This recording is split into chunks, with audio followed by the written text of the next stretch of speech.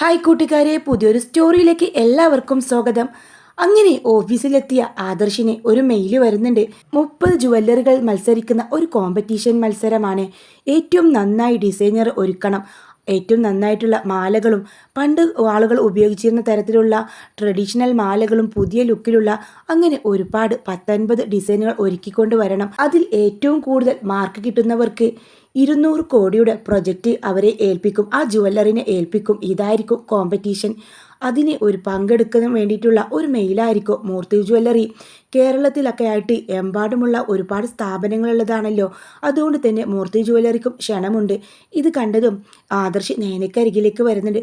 നയന, ഒരു കാര്യമുണ്ടെന്ന് പറയണേ, ഒരു കോമ്പറ്റീഷൻ വരുന്നുണ്ട്. മികച്ച 30 ജുവല്ലറികൾ മത്സരിക്കുന്ന ഒരു കോമ്പറ്റീഷനാണ്. അതിൽ ഏറ്റവും കൂടുതൽ നന്നായി ഡിസൈൻ ചെയ്തവർക്ക് അവർ ഒരു മാർക്കിടും. അതിൽ ഏറ്റവും കൂടുതൽ മാർക്ക് കിട്ടുന്ന ജുവല്ലറിക്ക് 200 കോടിയുടെ പ്രൊജക്റ്റാണ് അവർ തരാൻ പോകുന്നത്. നീ എന്ത് പറയുന്നത്? നിനക്ക് പറ്റുമോ? അയ്യോ ആദർശേട്ടാ, 30 ജുവല്ലറി എന്ന് പറയുമ്പോൾ എന്നേക്കാൾ നന്നായിട്ടുള്ള ഒരുപാട് ഡിസൈനർമാർ അവിടെ ഉണ്ടാവില്ലേ?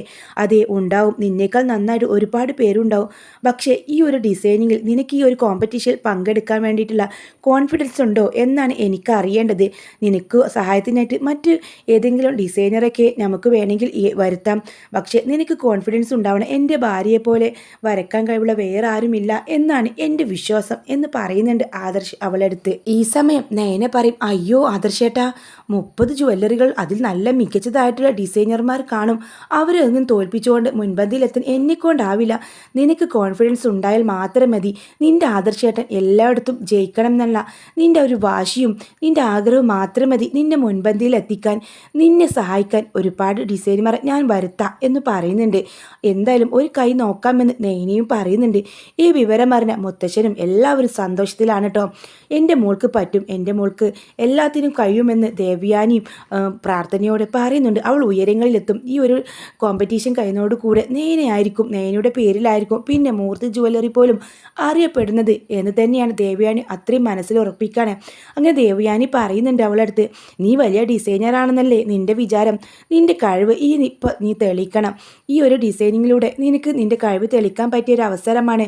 നിന്നെ പറഞ്ഞുണ്ടാക്കിയവരുടെ മുമ്പിലേക്ക് ഒന്ന് ജയിച്ച് കാണിക്കുന്ന ദേഷ്യത്തോടെ ആണെങ്കിലും നയനിയോട് സ്നേഹത്തോടെ പറയുന്നുണ്ട് കേട്ടോ.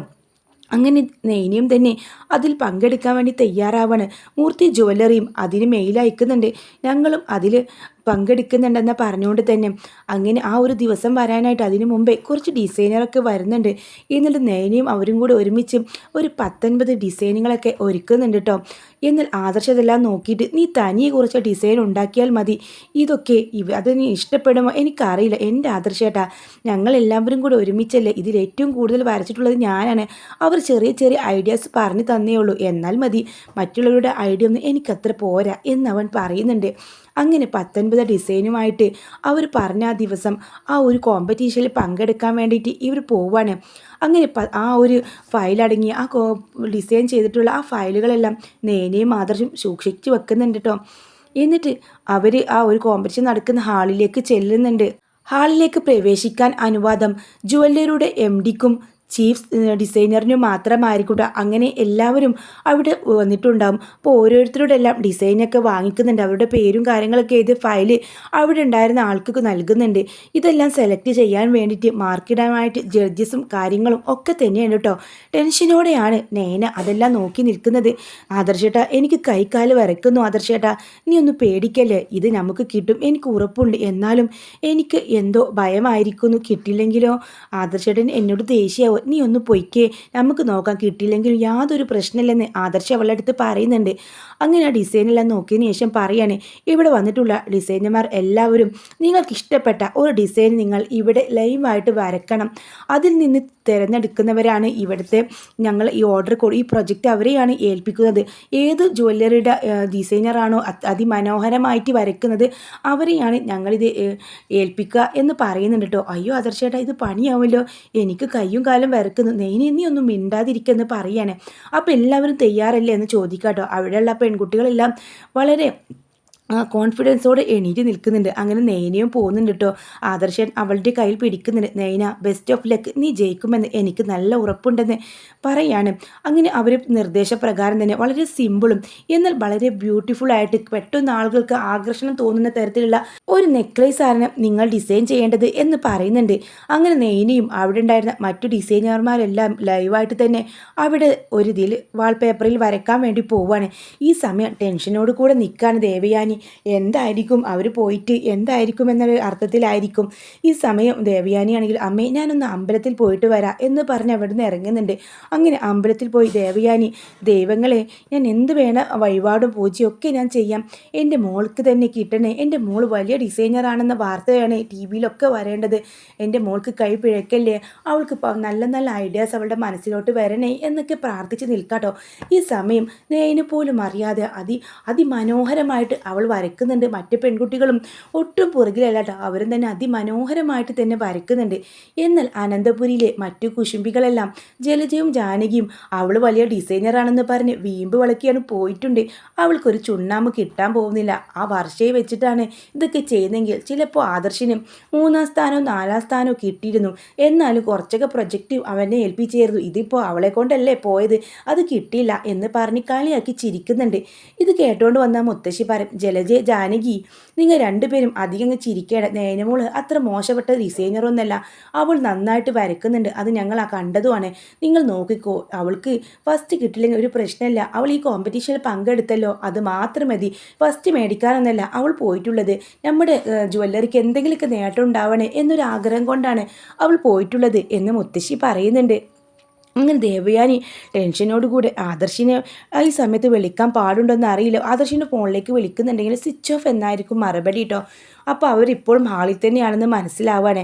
അങ്ങനെ അവിടേക്ക് ലാസ്റ്റിന് ഇങ്ങനെ അനൗൺസ് ചെയ്യണമല്ലോ, ആരാണ് ഏറ്റവും നല്ല ഡിസൈനർ, ആർക്കാണ് ഏത് കമ്പനിക്കാണ് ഈ പ്രൊജക്റ്റ് കൊടുക്കേണ്ടതെന്ന് ചെയ്യണം. അപ്പോഴേക്കും അവിടേക്ക് 2-3 ലൈവായിട്ടുള്ള ന്യൂസിനെ ഒക്കെ വിളിച്ച് വരുത്തിയിട്ടുണ്ടാവും കേട്ടോ. വാർത്ത പറയിക്കുന്ന ആളുകളൊക്കെ വിളിച്ച് വരുത്തിയിട്ടുണ്ടാവും. അങ്ങനെ എല്ലാവരും കൂടെ അതെല്ലാം കവർ ചെയ്യാണ്. ലൈവായിട്ട് തന്നെ ഈ ന്യൂസ് പുറത്തു പോകണം, ലൈവായിട്ട് തന്നെ കാണിക്കണം എന്ന് പറയുന്നുണ്ട്. അങ്ങനെ വെറുതെ ഇങ്ങനെ ടി വി ഓണാക്കുന്ന നവ്യ കാണുന്നുണ്ട്.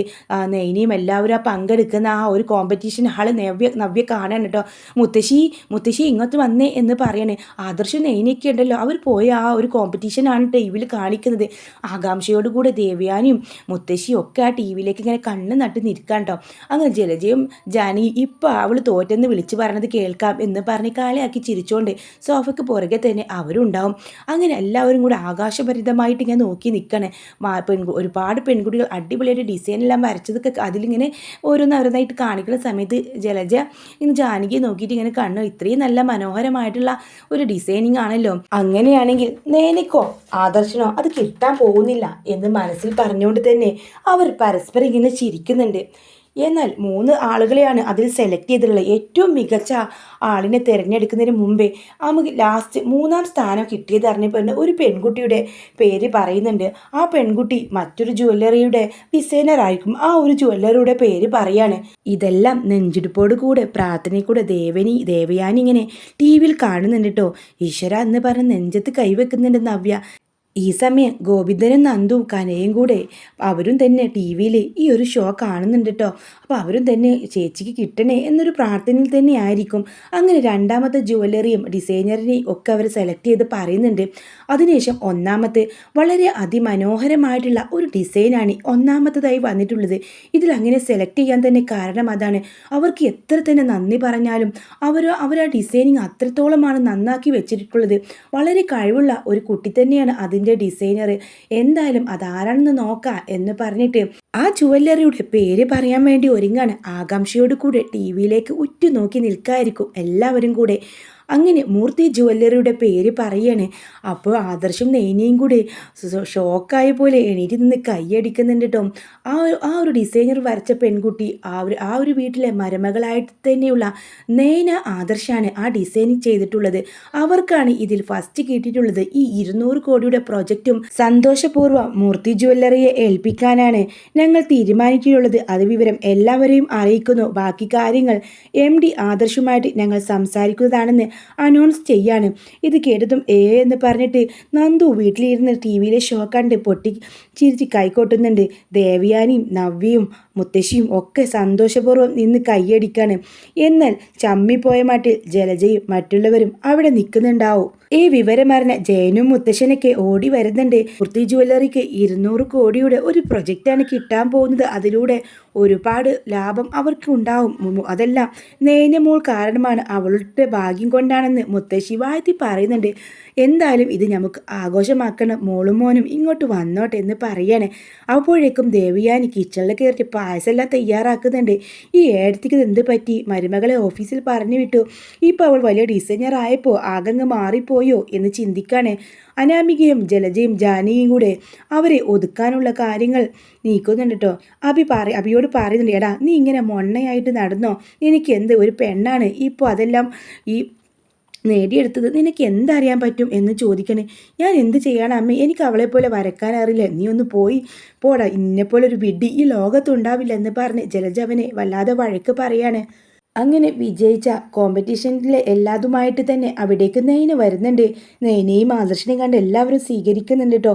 മോളെ, ഇതുപോലൊരു ഭാഗ്യം ഇനി അനന്തമൂർത്തിക്ക് കിട്ടാനില്ലെന്ന് പറഞ്ഞ് അവളെ ചേർത്ത് പിടിക്കാണ് മുത്തശ്ശൻ. ആ സമയം ദേവയാനി വന്ന് എല്ലാവർക്കും പായസം കൊടുക്കുമ്പോൾ ദേവയാനി അവളോട് പറയുന്നു, കൺഗ്രാസ്, നീ കാരണം ഈ ഒരു ജ്വല്ലറിക്കും ഞങ്ങളുടെ വീടിനും നല്ലൊരു പേരാ വരാൻ പോകുന്നത്. ഇനി ഡിസൈനർ നൈനയുടെ വീടെന്ന് അങ്ങനെ അറിയപ്പെടുമല്ലോ ഞങ്ങളൊക്കെ എന്ന് ദേവയാനി അവളോട് പറയുമ്പോൾ, അമ്മ എന്നെ കളിയാക്കിയതാണെന്ന് എനിക്ക് മനസ്സിലായെന്ന് പറയുമ്പോൾ, ഏയ് ഞാൻ എന്തിനാ നിന്നെ കളിയാക്കുന്നത് എന്ന് ചോദിക്കാട്ടോ. നല്ലൊരു കിടിലൻ അടിപൊളി എപ്പിസോഡ് തന്നെയായിരുന്നു ഇത്.